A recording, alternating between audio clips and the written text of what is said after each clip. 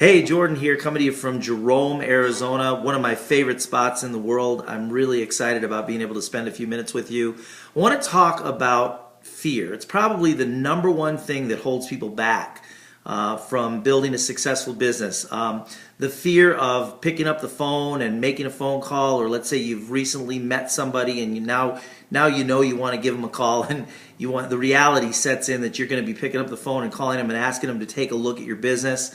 Or maybe just set an appointment, or maybe you have an appointment and you're going to be sitting down with somebody and you're afraid of actually presenting the business because you don't know what the outcome is going to be. You don't know whether they're going to be interested, or whether they're going to laugh at you, or whether they're going to tell you it's a dumb idea. All those crazy things that we imagine are going to happen when we show the business. Maybe it's the first time you're going to be getting up in front of a room and speaking to 10 people or 50 people or even 10,000 people. We all have those fears. In fact, I don't think there's a single human being on the earth that has no fear. We can lie to ourselves and say, try and trick our minds into believing that we don't have fear. But in reality, I don't care how successful you are, there's certain things that kind of freak you out a little bit.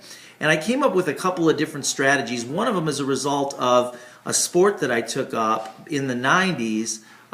You've probably heard that I used to do hang gliding. I did that for about 7 years. So you run off a mountain with Dacron and Kevlar strapped to your back, and I don't care how you frame it, it's kind of a freaky thing to run off a mountain without a motor. I mean, it's just, out in the open. I mean, so there's a couple of things that I came up with that can help you kind of work your way through whatever fears you're dealing with, because I really do believe the number one thing that stands in the way of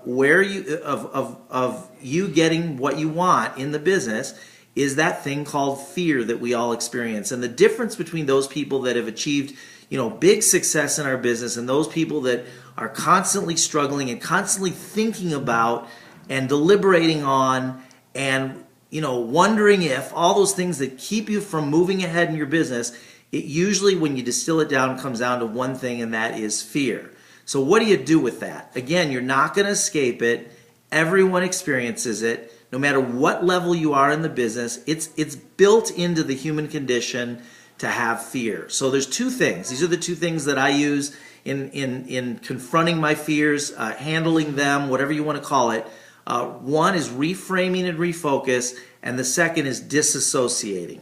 So let's talk about reframing and refocusing.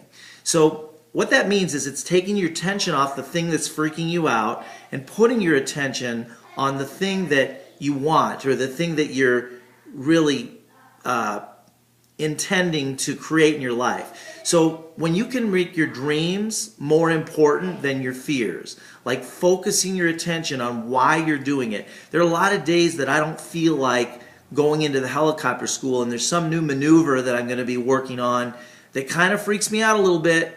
But if I can refocus my attention or reframe it to begin to really look at what's the result that I want. I want to be able to get in the helicopter when my friends come to town and my business partners in my business come to town. I want to be able to ask them to jump in the helicopter, and we give them a little tour of the strip, and maybe we can take a ride out into the country and land on a pinnacle. And I want to be able to experience that with my friends and help to expand their dreams. Well, when I focus on that, it makes it a little easier for me to get in my truck and head down to the helicopter school and handle the maneuvers that are kind of freaking me out. So whatever it is you're thinking about, whatever you're focused on when you're getting ready to pick up that phone, whatever you're focusing on at that moment, try and refocus or reframe it and really put your mind's energy into the things that are exciting to you. And that will allow you to make the move. All right, the second thing that I like to do is to disassociate. In other words, I'm going to disengage my brain from my body, or disengage my thinking from my action just for a moment, just long enough to get started. Usually what I find out is once I start, it's not that bad. In fact, anytime you've ever overcome or worked through a fear, didn't you notice that the things that were going on in your mind weren't they weren't real? I mean, usually we make them way bigger and way more meaningful than they actually are. Those negative feelings that cause us to freeze up and cause us from taking action.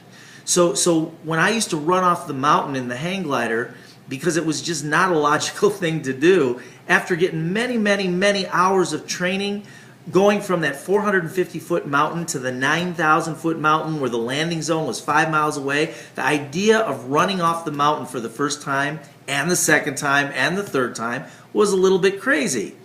So what I had to do is, for a few moments, I had to disengage myself from myself.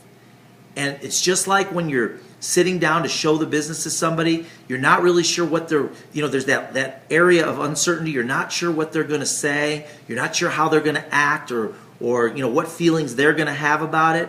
But if you can disassociate yourself from the action, the activity, and just do the activity with some passion and with some enthusiasm and not be concerned. In other words, completely disengage from the outcome, completely disengage from those thoughts. So when I used to run off the mountain, I would let go for a few moments. I would let go of my thinking, my brain, my active brain. I would let go of it and just do it. And as soon as I would step off that mountain, I would experience the joy of flying and the wind in my face. And I would say to myself, why did I let that fear, that gripping fear, keep me from experiencing this unbelievable feeling? And that's what will happen in your business. When you can reframe and refocus, focus your attention on the things that you want, and then learn to disassociate yourself from yourself. In other words, disassociate your thinking from your action and just take action without the thinking. You've done the preparation. We already know how to build the business. The problem is you don't know how. I mean, we go to training after training. I did it for years, 11 years, never signed up a single distributor. After going to probably hundreds of trainings, I knew how to do the business, but it was my fear from taking those steps, taking those action steps every day. You know what happens too when you do it on a regular basis, when you do it over and over and over again? In the beginning, it's out of your comfort zone, but after you've done it for a while, it gets to be in your comfort zone, and you find out it's not as bad as you thought it was going to be. And I can remember being backstage. The very first time I was going to be speaking in front of a group over 100 people. I went from 100 people to over 14,000 people, and I remember being freaked out for 2 weeks. I remember being backstage, physically sick to my stomach.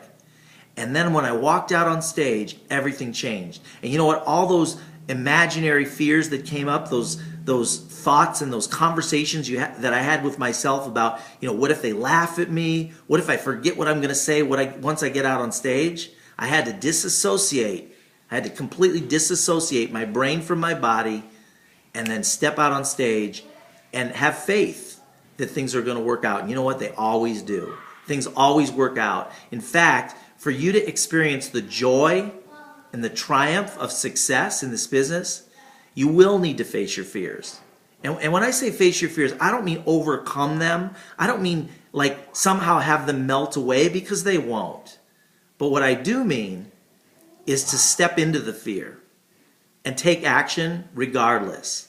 And whether it means to refocus and reframe or disassociate yourself for just a few moments, just long enough to get through it, and to take that step, you're going to find out it's not as bad as you thought it was. And then you'll be able to really experience the joy of success in this business. Thanks. This is Jordan. We'll see you on the beach.